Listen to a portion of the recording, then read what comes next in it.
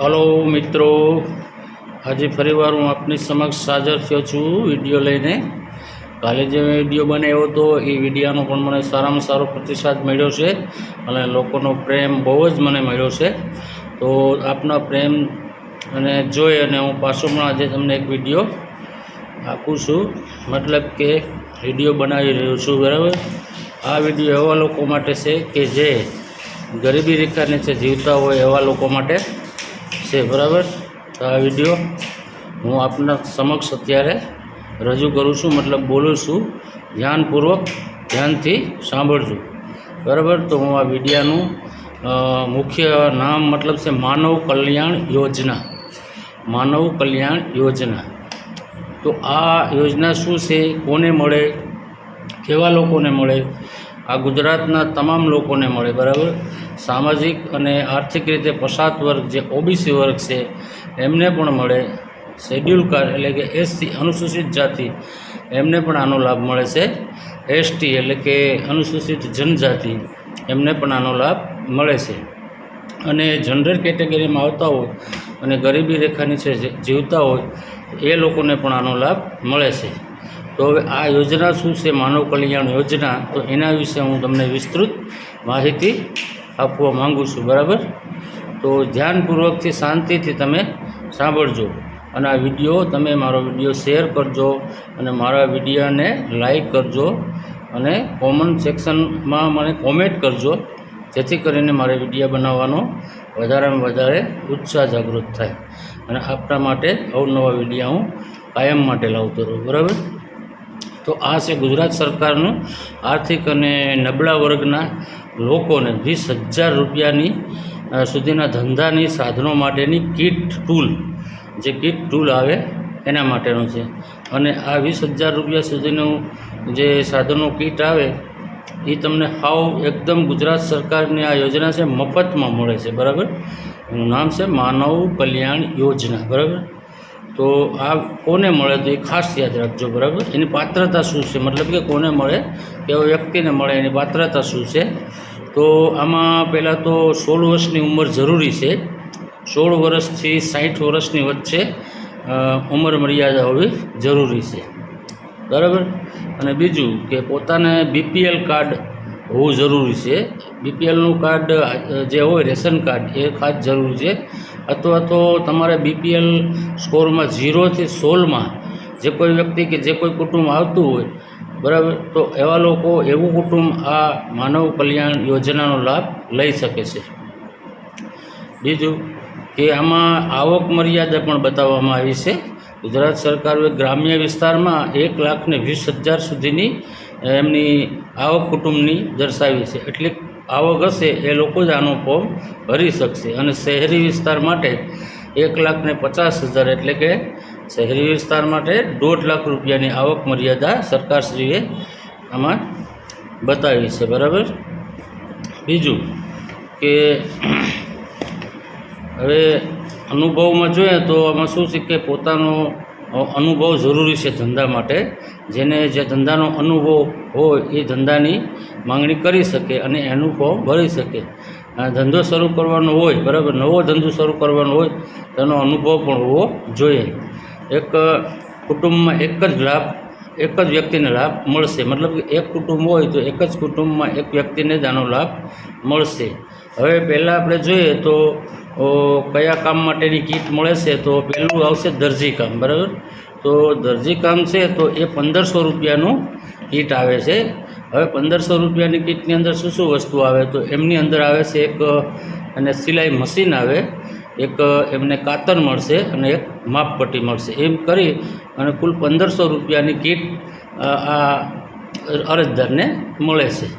હવે બીજા નંબર ઉપર આવશે સુથારી કામ, કે જે સુથારી કામના કારીગર હોય અને સુથારી કામ જાણતા હોય તો એવા લોકો માટે કીટ મળશે. એમાં કીટમાં 1,800 રૂપિયાનો એ કીટ આવશે. એમાં એક આવશે કરવત, એક આવશે હથોડી, એક આવશે રંધો અને વાંસલો. બરાબર, તો એટલી વસ્તુ કીટમાં એમને આપવામાં આવશે. હવે ધંધાના ત્રીજા નંબર ઉપર આપણે જોઈએ તો ત્રીજા નંબરમાં કડિયા કામ આવશે, જે કારીગરનું કામ છે, ચણતરનું કામ કરતા હોય એને કારીગર કહેવામાં, બરાબર. તો એ કારીગરનું કામ કરતા હોય તો એને કિટમાં શું મળશે, તો કે એને કિટમાં તગારું આવશે, કરણી આવશે, ઓરિમ્બો આવશે, ટેપ આવશે, એમ કરીને ટોટલ 1200 રૂપિયાનો સામાન એમને પણ આપવામાં આવશે. હવે આ કારીગરોને એટલી વસ્તુ સરકારશ્રી યોજના મુજબ બધી ફ્રી આપવામાં આવશે. અને ચોથા નંબર ઉપર આવશે પ્લમ્બિંગ કામ, બરાબર. અરે પ્લમ્બિંગ કામ કરતા હોય એના માટે પ્લમ્બિંગ કામમાં પાના મળે, પાઇપ મળે, કટર મળે, ટેપ મળે, ધાગો મળે, એટલું કીટ ટૂંકમાં મળે. અને એમ કરીને રૂપિયા 2000 સુધીની સહાય કીટ એમાં આપવામાં આવશે. હવે આપણે 5મા નંબર ઉપર જઈએ તો 5મા નંબર ઉપર એને ઇલેક્ટ્રિક કામના જાણકાર હોય ને, ઇલેક્ટ્રિક કામ કરવું હોય તો એમના માટે એને એક ટેસ્ટર મળશે, એપ્લાયર આવશે અને ડ્રીલ મશીન આવશે. એમ કરીને એમને પણ રૂપિયા 2000નો સામાન મફતમાં મળશે, બરાબર. અને છઠ્ઠું આવશે ભરતકામ. બહેનો માટે ભરતકામનું છઠ્ઠું કામ જે છે એ ભરતકામનું આવશે.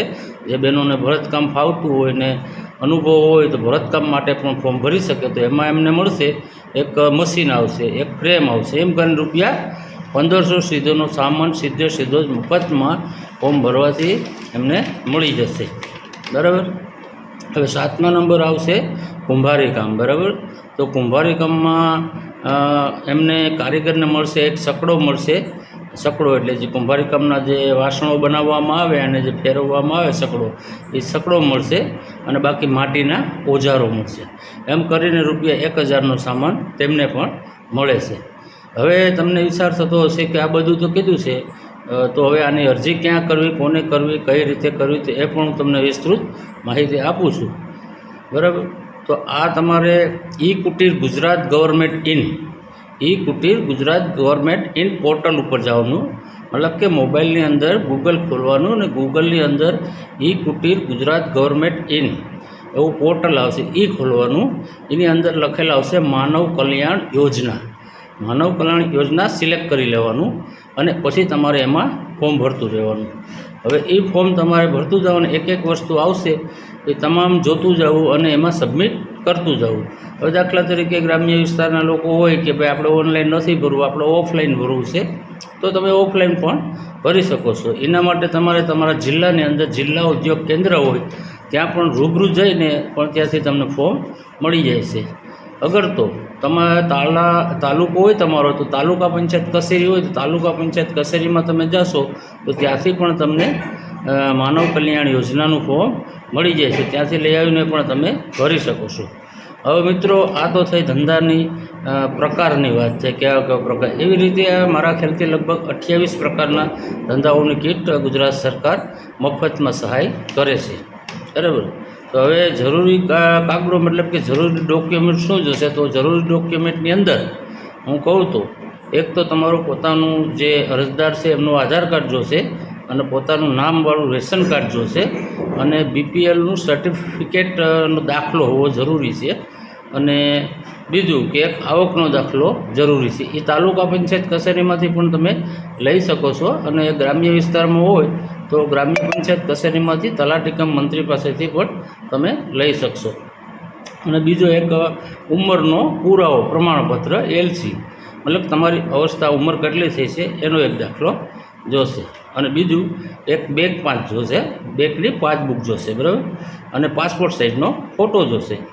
અને ધંધાના અનુભવનો દાખલો એક તમારે જરૂરી જોશે, કારણ કે ધંધાનો અનુભવ છે કે નથી એ જાણવા માટે તમારે ગ્રામ્ય પંચાયત કચેરીમાંથી આ સરપંચશ્રીનો દાખલો પણ હાલે અને તલાટી કમ મંત્રી સાહેબનો પણ દાખલો હાલે. તો મિત્રો, આ તમને મેં માહિતી આપી છે, તો વિગતવાર આ વિડીયો બરાબર સમજી વિચારી જોજો અને મેં જે કંઈ ડોક્યુમેન્ટ કીધા છે એ ડોક્યુમેન્ટ ભેગા કરી લેજો. અને તમે ઓનલાઈન પણ કરી શકશો અને ઓફલાઈન મેં કીધું એમ ગ્રામ્ય પંચાયતમાંથી તલાટી પાસેથી આવકના દાખલા હાથે જે કંઈ વસ્તુ મેં કીધી બધી લઈ લેવાની. અને જિલ્લા ઉદ્યોગ કેન્દ્રમાંથી પણ ફોર્મ મળશે અને તાલુકા પંચાયત કચેરીમાં જશો તો ત્યાંથી પણ તેમનું ફોર્મ મળી જશે. હવે મને અંદાજે એવું છે કે દર વર્ષે 2023માં જૂન મહિનો પૂરો થશે આજે, બરાબર, અને જુલાઈ મહિનાના એન્ડમાં લગભગ આ ફોર્મ મળવાનું શરૂ થઈ જાય છે. તો એના માટે જાણકારી માટે તમારે તાલુકા પંચાયત કચેરીમાં જાણવાનું અને જોવાનું અને કહેવાનું કે ભાઈ માનવ કલ્યાણ યોજનાના ફોર્મ ચાલુ થયા કે નહીં. જો ચાલુ થઈ ગયા હોય તો તમારે ત્યાંથી લઈ અને ફોર્મ ભરી અને કમ્પ્લીટ અપ ટુ ડેટ કરી અને પછી તમે પાછા તેમને ત્યાં આપી દેવાનું. ઓનલાઈન કરવું હોય તો ઓનલાઈન પણ થઈ જશે, વારંવાર કહું છું તમને, અને ઓફલાઈન કરવું હોય તો ઓફલાઈન પણ થઈ જશે. હા, તો મિત્રો, માનવ કલ્યાણ યોજના ખરેખર લીધા જેવી યોજના છે, અને ગુજરાત સરકાર નબળા અને ગરીબી રેખા નીચે જે લોકો જીવન જીવે છે, કુટુંબ, એવા કુટુંબ BPLમાં જેનું નામ છે અને BPLમાં 0થી 16ના સ્કોરમાં આવતા હોય એવા કુટુંબને આપે છે. તો ખરેખર આનો લાભ લેવો જોઈએ, અને મફતમાં છે. બધી કીટની સાધનો બધા મફતમાં આવે છે. તમારો ધંધો ચાલુ હોય તો પણ તમને આ મળી શકે છે, અને નવો ધંધો ચાલુ કરવો હોય તો પણ તમને મળી શકે છે.